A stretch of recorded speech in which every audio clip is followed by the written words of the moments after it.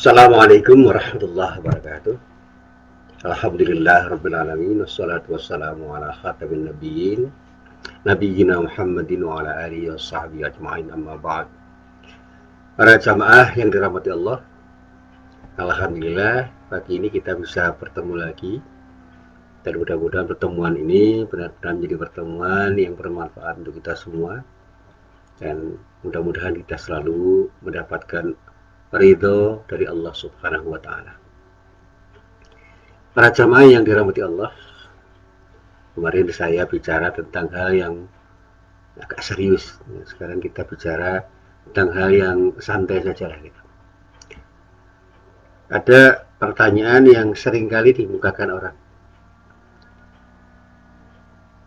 Pak Musin, apa sih arti cinta itu dan bahkan arti pentingnya apa cinta itu?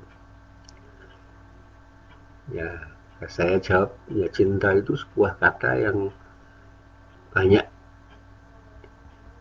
ditanyakan oleh orang. Karena orang menyatakan di dalam hidup ini ada cinta.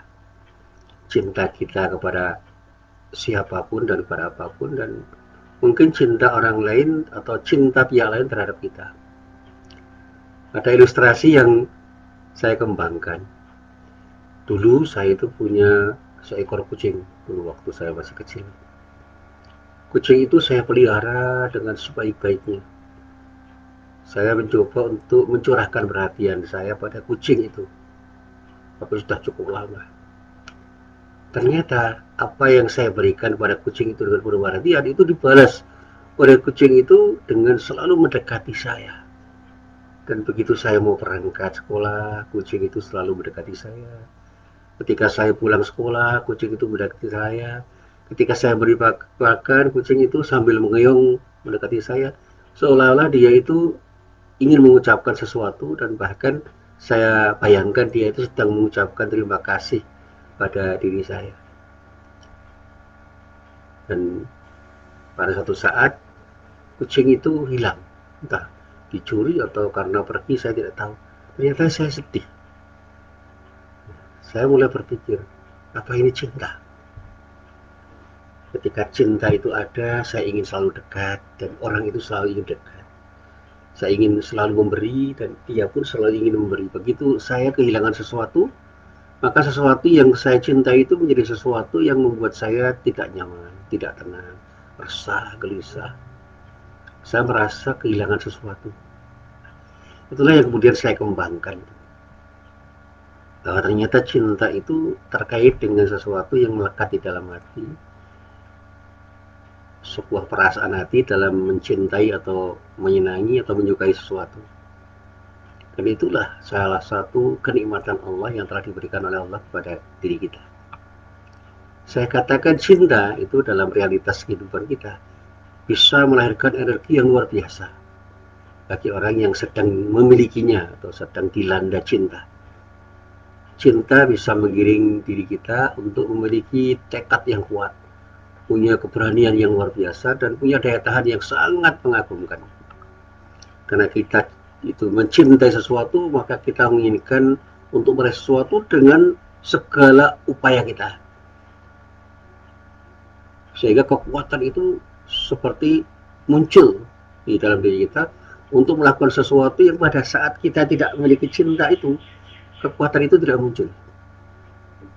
Tapi pada saat cinta itu hilang, tiba-tiba kita menjadi seolah-olah loyo. Ada sesuatu yang hilang di dalam diri kita, sehingga energi yang luar biasa itu tiba-tiba tidak ada. Nah, para jamaah yang dirahmati Allah, dalam kehidupan modern, kedahsyatan cinta itu masih bisa kita saksikan dengan jelas. Bahkan matranya atau dimensinya pun menjadi kian beragam. Ambil contoh, bagi orang yang sedang mencintai profesinya, dia akan all out melaksanakan tugas sesuai dengan profesinya itu. Seorang dosen akan melaksanakan tugas dia sebagai seorang dosen dengan senang hati. Seorang guru juga begitu, seorang petani, seorang pedagang, dan siapapun, termasuk saya melihat ada seorang pelukis itu yang dengan all out melukis sesuatu yang diinginkan untuk dilukis, sehingga karyanya itu menjadi sesuatu yang memuaskan hatinya ketika apa yang digoreskan di kanvas itu sesuai dengan keinginan hatinya. Sebaliknya, ketika dia ingin menggoreskan sesuatu, tiba-tiba dia kehilangan ide, sehingga sesuatu yang dia tuangkan itu menjadi tidak sempurna menurut dirinya, dia kecewa. Nah, ilustrasi yang dulu saya kembangkan begini. Bagi orang yang sedang mencintai keluarganya, dia akan mati-matian untuk bekerja. Untuk apa? Demi kesejahteraan keluarganya. Sehingga seorang bapak akan bekerja keras untuk membawa pulang uang misalnya, demi cintanya pada istri dan anak-anaknya. Seorang ibu yang mencintai keluarganya, dia memasak di rumah misalnya, untuk membahagiakan suaminya dan anak-anaknya. Anak yang mencintai keluarganya, dia selalu hadir untuk memberikan kehangatan pada ibu bapaknya. Demikian juga nanti pada saat dia itu berinteraksi. Masing-masing orang itu berusaha untuk mencurahkan perhatian dalam rangka membahagiakan keluarganya.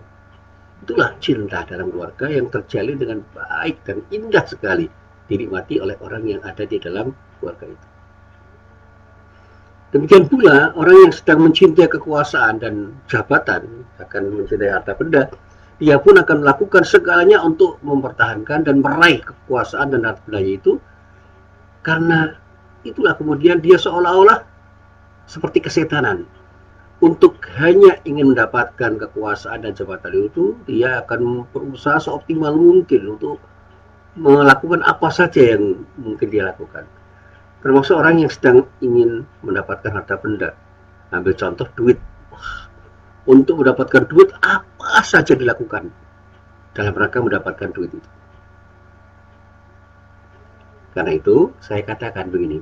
Karena demikian dahsyatnya dampak yang dihasilkan oleh karunia cinta ini, ada baiknya jika cinta itu kita tambatkan kepada pihak yang benar. Kepada siapa cinta itu harus kita berikan, dan pada saatnya cinta itu akan berbuah menjadi sesuatu yang indah, menyenangkan, dan bermanfaat. Dan sebagai orang beriman, mari kita tambatkan cinta kita kepada Allah. Dan ketika kita cinta kepada sesuatu selain Allah, mari kita lakukan semua itu karena Allah. Sehingga cinta kita itu akan berbuah ridha Allah subhanahu wa ta'ala.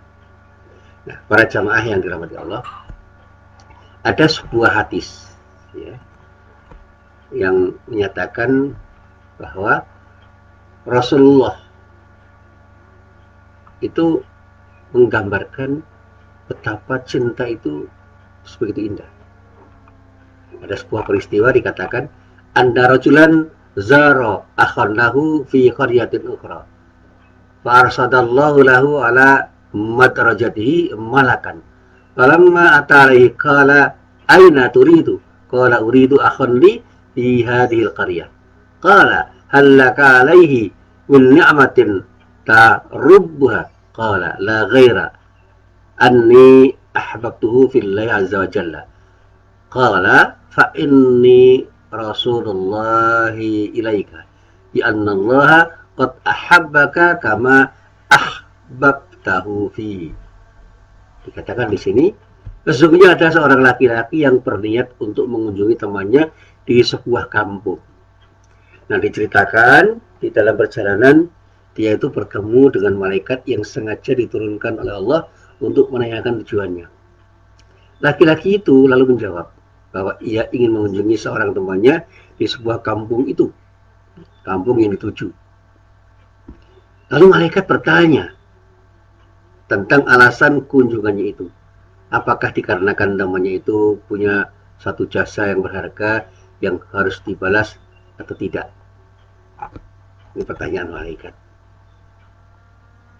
Dengan tegas laki-laki tersebut menjawab, ia tidak mempunyai alasan selain bahwa kunjungannya itu adalah karena cintanya kepada temannya.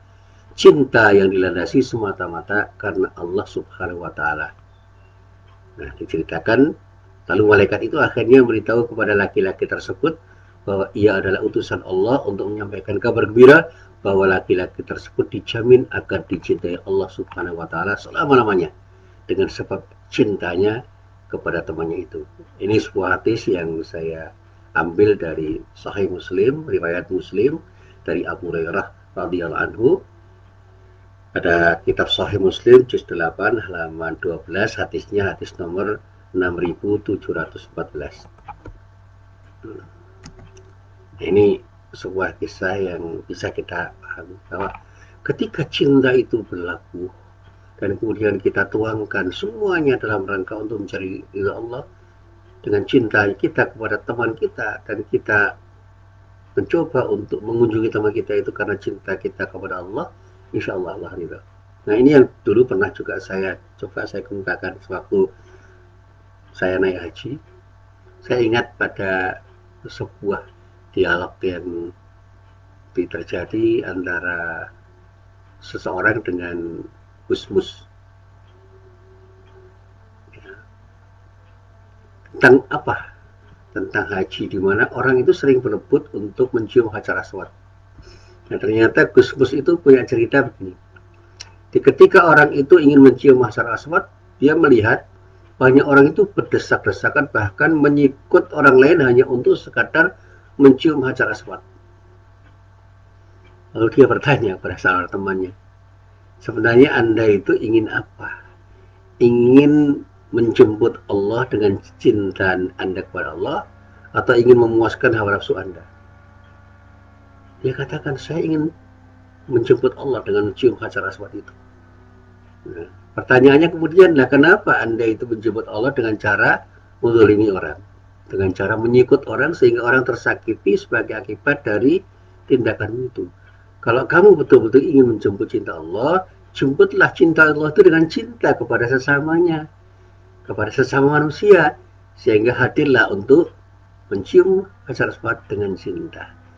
Cinta kepada Allah dengan cara mencintai makhluk Allah, termasuk teman-teman Anda, sahabat Anda, siapapun yang bersama Anda ketika mereka ingin mencium Hajar Aswad. Sehingga Anda perlu antri, tidak usah berebut, bersak-sakan, apalagi saling menyikut. Nah, ini yang saya kembangkan. Kalau kita ini memang ingin menjemput cinta Allah, gak usah berebut jabatan, antri saja. Siapa yang memang berhak untuk mendapatkan jabatan itu, kita persilahkan, kita dukung. Dan ketika kita itu didukung oleh orang untuk mendapatkan jabatan itu, ya mari kita cari jabatan itu untuk kita gapai dalam rangka untuk mencari ridha Allah, sehingga tidak perlu menyikut orang, mencederai orang, menzalimi orang, dan sebagainya. Sehingga kontestasi di dalam dunia politik itu terasa indah kalau kita itu berpolitik dalam rangka ingin menjemput cinta Allah dengan cinta kita. Karena apa? Ketika orang berpolitik karena cinta kita kepada Allah, maka Allah akan mencintai kita, dan pada saatnya semua jadi indah. Karena apa? Tidak ada intrik, tidak ada pertarungan atau kompetisi yang melahirkan sesuatu yang tidak baik pada diri orang, sehingga antar kita itu menjadi orang yang selalu bisa membangun persahabatan. Bahkan kompetisi itu menjadi indah karena apa? Tidak ada yang saling mencederai. Ada juga sabda Rasulullah SAW dalam sebuah hadisnya, ketika Allah Subhanahu Wa Taala menciptakan makhluknya di atas arsy, dia menulis satu kalimat dalam kitabnya, Inna rahmati taghlibu ghadabi. Sesungguhnya cinta kasihku mengalahkan atau mendahului amarahku. Ini dalam sebuah hadis qudsi yang sempat saya baca. Jadi Allah mengatakan, sesungguhnya cinta kasihku mendahului amarahku. Ini sebuah hadis yang diriwayatkan oleh Imam Bukhari di dalam kitab Sahih Bukhari juz 8 halaman 147, hadisnya hadis nomor 7404, dan juga di dalam Sahih Muslim. Imam Muslim meriwayatkan pada juz 8 halaman 95, hadisnya hadis nomor 7145, yang semuanya berasal dari sahabat Nabi Abu Hurairah radhiyallahu anhu. Sehingga kesimpulan saya ini pengertian saya, dengan cinta manusia itu akan bisa menjalin hubungan yang harmonis satu sama lain. Dengan cinta pula manusia bisa saling berkasih sayang, sehingga ketika ada cinta, di situ ada kasih sayang, Ada hubungan yang harmonis, ada keindahan, ada ketenangan, ada kenyamanan, ada kedamaian. Maka ketika saya ditanya, apa arti penting cinta? Arti penting cinta itu yang paling indah adalah bagaimana ketika cinta itu ada, kita akan bisa menikmati hidup itu dengan senikmat-nikmatnya. Termasuk ketika saya bicara tentang Islam, Islam itu indah dan bisa membuat kita indah kalau kita mengamalkan ajarannya. Nah, kalau ada orang Islam kok tidak merasa nyaman ketika mengamalkan ajarannya, mungkin dia salah paham terhadap ajaran Islam dan bisa jadi dia salah dalam mengamalkan ajarannya. Islam itu akan mendatangkan kedamaian, mendatangkan kenyamanan, mendapatkan tentraman, sehingga Islam itu membahagiakan pemeluknya, dan bahkan tidak hanya pemeluknya, orang yang berinteraksi dengan orang Islam pun akan bahagia. Karena apa? Dia mendapat kedamaian dari orang yang menyebarkan kedamaian. Ya, saya masih ingat Rasulullah mengatakan afsus salam, afsus salam, afsus salam berkali-kali.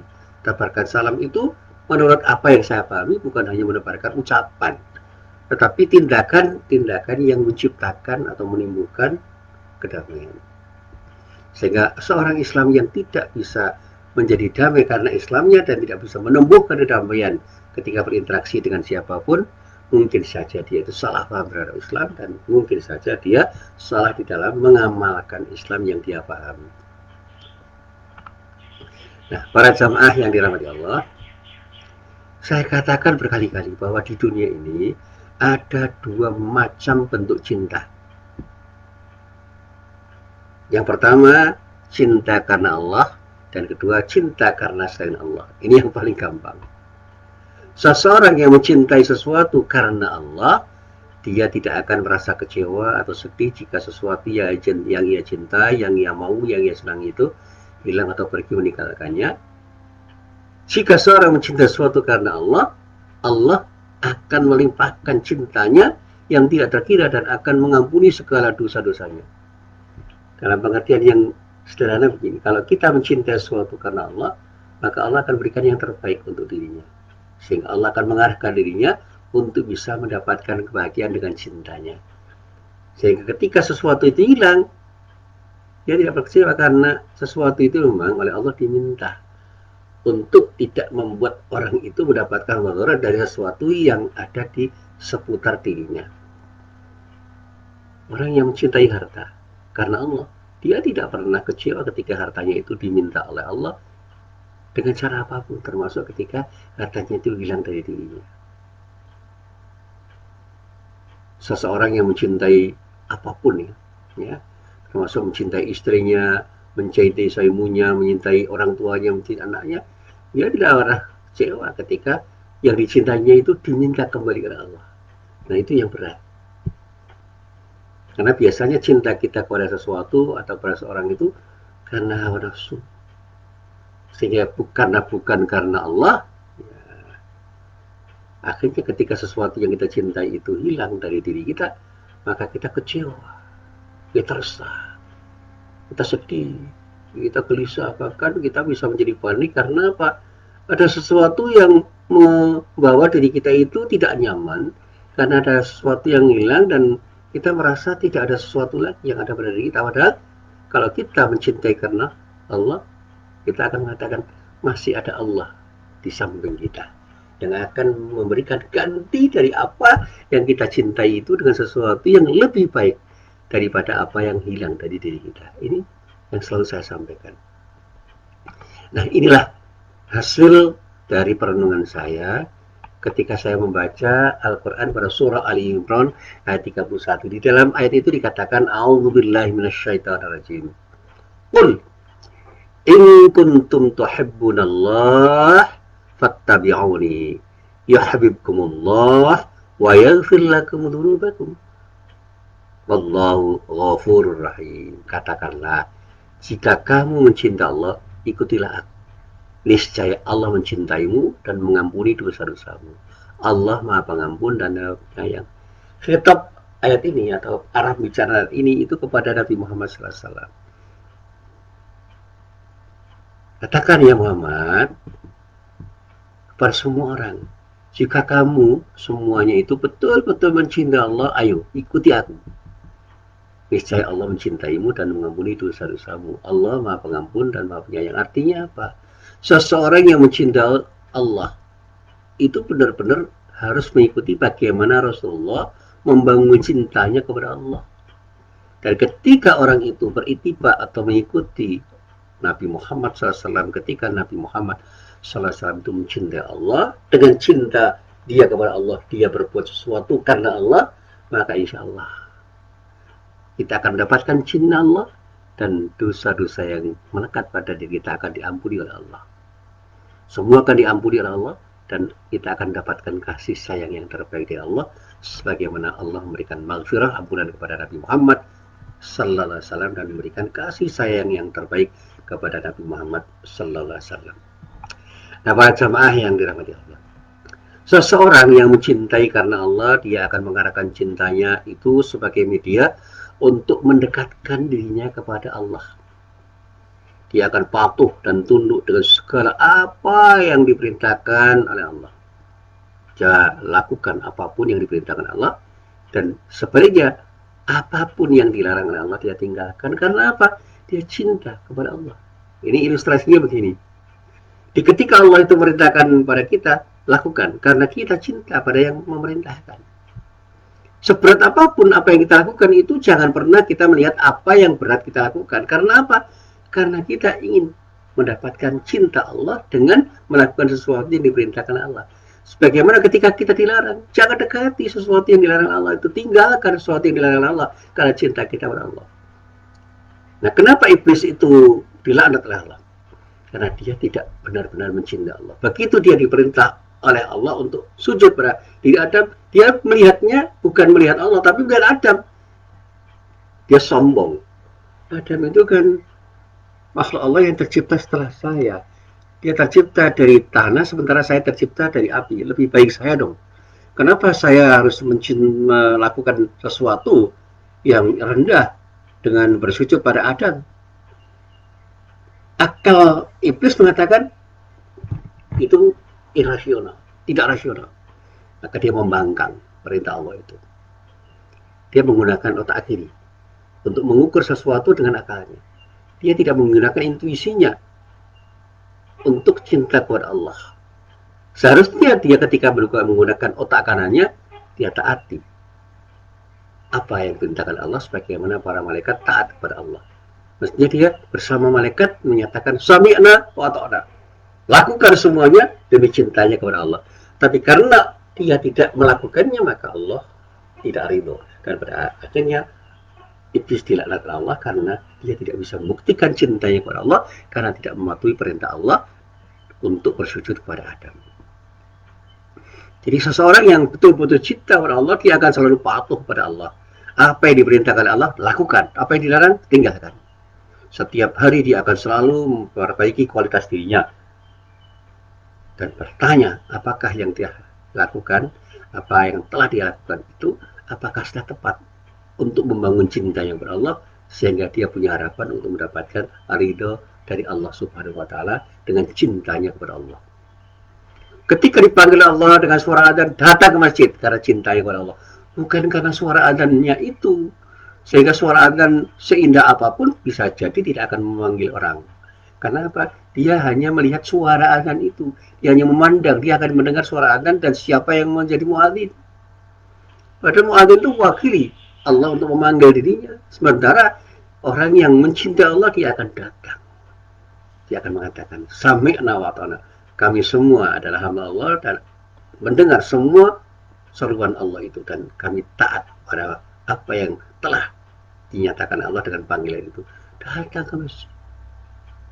Ketika dipanggil itu haji, dengan kemampuan dia untuk berhaji, datang. Dengan kesulitan apapun yang dia alami, datang. Karena apa? Itu panggilan Allah. Sehingga ungkapan talbiyah itu kan sebenarnya ungkapan cinta kita kepada Allah. Labbaik, labbaik, labbaik. Labbaik ya la syarika labbaik. Ya. Ini kan ungkapan cinta. Labbaik itu kan ungkapan cinta. Labbaik Allahumma labbaik. Itu kan sebuah ungkapan cinta. Nah, para jamaah yang dirahmati Allah. Tetapi jika kita perhatikan fenomena yang terjadi, gejala yang terjadi saat ini, itu justru sebaliknya. Kita melihat kebanyakan manusia di zaman sekarang itu ketika mereka mencintai sesuatu bukan lagi mencintai Allah. Dia tidak berdasarkan cintanya kepada Allah. Melainkan mencintai sesuatu dengan didasari oleh dorongan hawa nafsu belaka. Ketika seorang laki-laki mencintai wanita, apakah dia itu mencintai wanita itu karena Allah? Tanyakan kepada dirinya. Ketika dia mencintai karena hartanya, karena keturunannya, karena kecantikannya, dia itu sebenarnya mencintai karena dorongan hawa nafsunya. Maka kata Rasulullah, "Faghfar lidati dini bidatiddin." Faghfar bidatiddin itu ungkapan yang kalau kita terjemahkan ya, kalau kamu betul-betul mencintai Allah, ayo cintai wanita itu karena Allah. Akhlaknya dilihat. Apakah dia cantik atau tidak, keturunan orang seperti apapun. Saya ada tidak, enggak ada masalah. Karena pilihan pertama, faghfar bidatiddin. Ayo, pilihlah wanita itu karena agamanya. Sehingga begitu kita ingin mencintai wanita, tanyakan Allah, ya Allah, aku ingin mencintai sesuatu karenamu. Berikan petunjuk kepadaku untuk mencintai orang yang tepat saya cintai, siapapun dia. Sehingga dalam istikharah kita nggak usah menyebut nama, tapi tanyakan kepada Allah, siapa wanita yang paling pantas? Siapa wanita yang paling pantas untuk kucintai? Tunjukkan padaku, sehingga aku mau mendatanginya, melamarnya untuk menjadi bagian dari kehidupanku. Sehingga ketika kita mendapatkan seorang yang kita cintai karena Allah, semuanya menjadi indah. Demikian juga wanita yang ingin mencintai laki-laki karena Allah, gak usah menyebut nama, ya Allah, dekatkan laki-laki yang betul-betul cocok untukku karena cintaku kepadamu. Berikan kepadaku dengan cintamu kepadaku hingga aku bisa bersamanya untuk membangun cinta kami kepadamu. Itu indah sekali. Jadi kalau kita mau jujur, ketika seorang laki-laki mencintai wanita, jangan-jangan cinta laki-laki itu karena hawa nafsu. Demikian juga sebaliknya, jangan-jangan cinta wanita pada laki-laki itu karena hawa nafsu. Maka ketika para mahasiswa saya itu bertanya kepada diri saya, Pak Musin pernah nggak kecewa dengan apa yang Anda dapatkan? Pak Musin kecewa nggak dengan apa yang Pak Musin dapatkan? Kalau saya itu benar-benar mencintai sesuatu karena Allah, saya seharusnya tidak pernah kecewa. Apapun yang saya dapatkan itu adalah bagian dari karunia Allah yang harus saya syukuri. Itu nikmat Allah kok. Dan Allah sudah memilihkan sesuatu untuk diri saya tinggal mensyukuri. Dan ketika saya ingin memperoleh sesuatu karena Allah, saya tidak perlu kecewa dengan apa yang saya peroleh. Sikap sabar saya selalu mengiringi diri saya, sehingga ketika saya berusaha menggapai sesuatu yang saya inginkan, dan ternyata belum atau tidak bahkan kita dapatkan, saya nggak perlu kecewa. Karena sangat mungkin Allah tidak ridho terhadap apa yang kita inginkan itu, sehingga sesuatu yang lepas dari diri kita tidak perlu kita sesali. Seseorang yang mencintai sesuatu, baik kepada keluarga, harta benda, jabatan yang diamanahkan kepadanya, melebihi cinta kepada Allah, hanya akan menjadikan dia lalai dalam kenikmatan dunia dan akan merupakan diri untuk mengingat Allah. Manusia semacam ini tidak akan pernah mendapatkan cinta dari Allah dan justru hanya akan menjadikan Allah melaknat, murka, marah kepadanya, dan bahkan azab Allah akan diberikan kepadanya karena cintanya kepada sesuatu yang membuat dia lupa kepada Allah.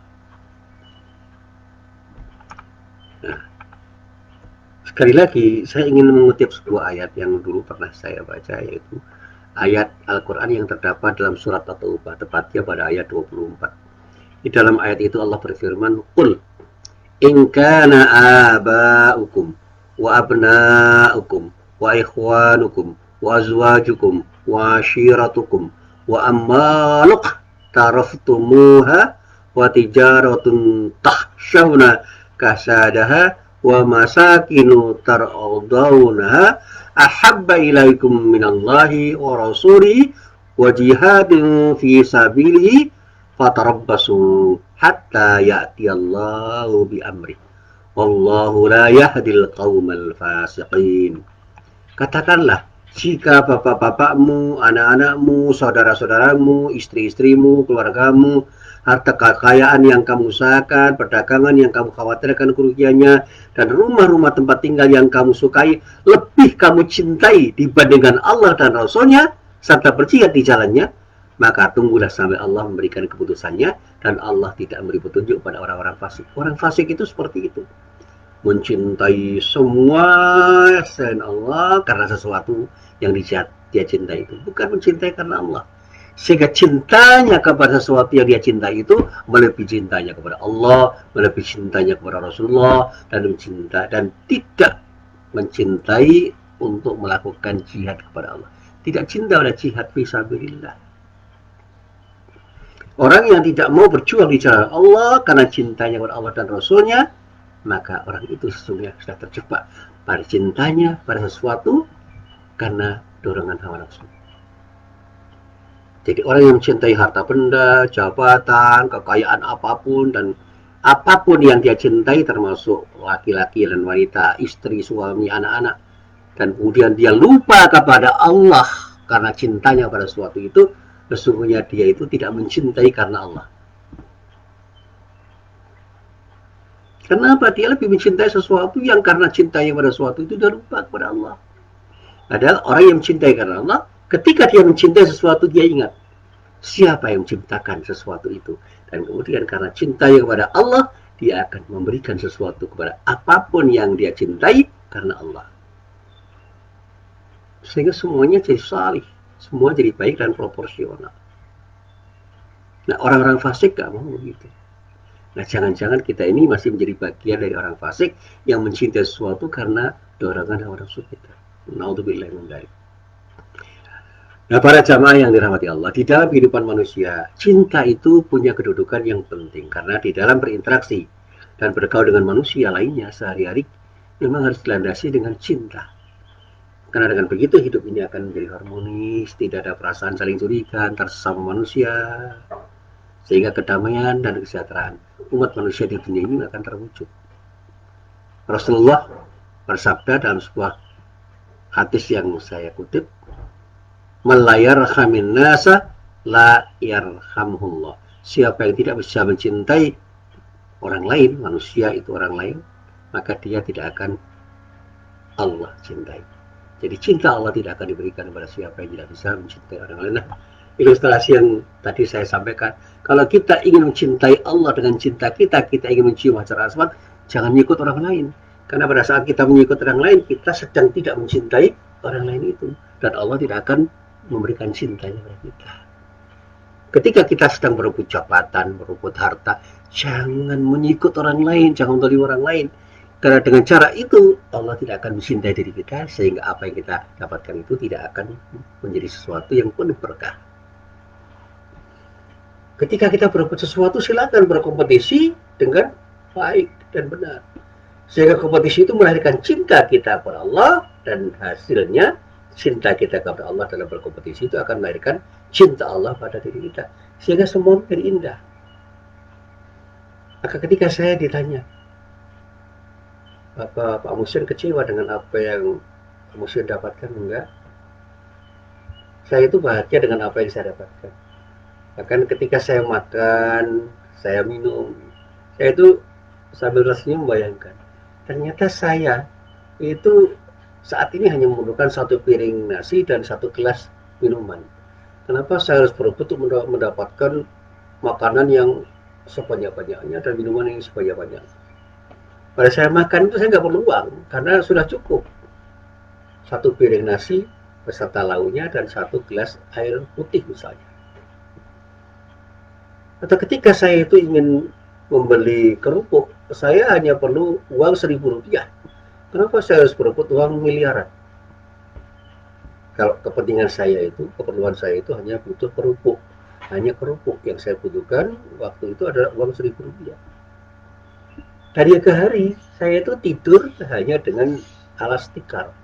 Kenapa saya harus bersedih ketika saya tidak punya kasur? Ketika saya itu mau ke pasar, saya cukup berjalan kaki. Kenapa ya saya harus bersedih ketika nggak punya sepeda? Ketika saya mau pergi dekat jauh, saya bersepeda. Kenapa saya harus sedih? Kenapa saya harus tidak senang, tidak gembira ketika saya tidak punya motor? Ketika anak saya itu pergi bisa dengan motor, kenapa saya harus bersedih ketika tidak punya mobil?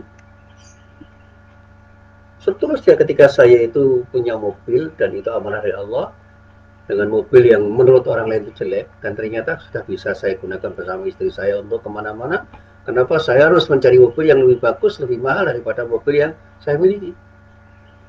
Saya bahagia dengan apa yang saya miliki karena saya memang butuh itu, hanya butuh itu. Apa yang saya butuhkan sudah diberikan oleh Allah.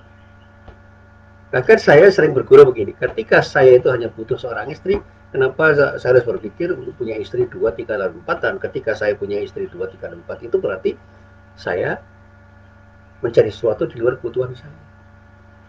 Dan bahkan saya ingin mengatakan begini, ketika apa yang saya inginkan, apa yang saya kehendaki, ketika saya ingin melakukan sesuatu dan sesuatu yang saya inginkan itu ternyata tidak mendapatkan izin dari istri saya, dan saya bisa menyakiti hati saya ketika saya menginginkan sesuatu yang tidak diinginkan, kenapa saya harus ngotot untuk mendapatkan sesuatu yang dengan sesuatu yang saya dapatkan itu justru saya menyakiti hati istri saya yang saya cintai.